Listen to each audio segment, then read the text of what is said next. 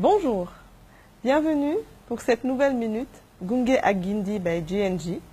Nous commencerons par vous souhaiter une très belle rentrée. Et l'ensemble du personnel de GNG s'associe à moi pour vous souhaiter une rentrée sous de beaux auspices avec en mire la réalisation de vos souhaits et de vos objectifs pour l'année à venir. Alors, cette rentrée est particulière chez GNG puisqu'elle se place sous le thème de l'économie numérique. Pourquoi? Tout simplement parce que nous développons aujourd'hui plusieurs services dédiés à des entreprises de l'économie numérique et nous acheminons vers plusieurs activités d'ici la fin de ce mois qui seront orientées sur ce thème. Nous pourrons vous les dévoiler au fur et à mesure. Tout d'abord, un thème en particulier, la start-up. Beaucoup d'entre vous, certainement, entendent parler de start-up, d'entreprises qui se développent très fortement avec beaucoup de potentiel et qui démarrent bien ou qui, à un moment de leur vie, se retrouvent dans des difficultés. Dans d'autres cas également, il s'agit d'entreprises qui réussissent de manière phénoménale du jour au lendemain. Eh bien, mais dans le fond d'abord, qu'est-ce qu'une start-up? Alors, la définition littérale veut dire jeune pousse, société qui démarre. Et par quoi se caractérise-t-elle? Trois principales caractéristiques. D'abord, l'innovation. La start-up développe une technologie nouvelle, quel que soit son secteur d'activité. Enfin, en deuxième, un développement extrêmement rapide. Et enfin, la nécessité d'avoir beaucoup de fonds pour financer ses investissements, sa recherche-développement et tout simplement son développement organique.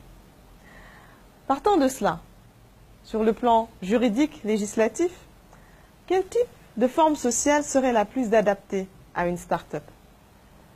Eh bien, pour des dirigeants jeunes et ambitieux qui souhaitent mettre en place une entreprise flexible, avec une certaine liberté de fonctionnement, et ayant en ligne de mire très prochainement une levée de fonds, des investissements importants, le contact avec des investisseurs ou des business angels, la législation OHADA nous donne la possibilité de créer une SAS. Société par action simplifiée. Pourquoi une SAS? Eh bien, de par ses caractéristiques, la SAS permet à la start-up, à l'entrepreneur, de suivre ses différents besoins grâce à sa flexibilité et au fait qu'elle puisse fixer son mode de gestion et de fonctionnement en fonction de ses besoins grâce à ses actionnaires qui se réuniront pour en débattre et fixer les règles. La start-up se caractérise aussi, donc on l'a dit, par un besoin d'investissement important et donc recours à différents investisseurs et parfois de nombreux investisseurs.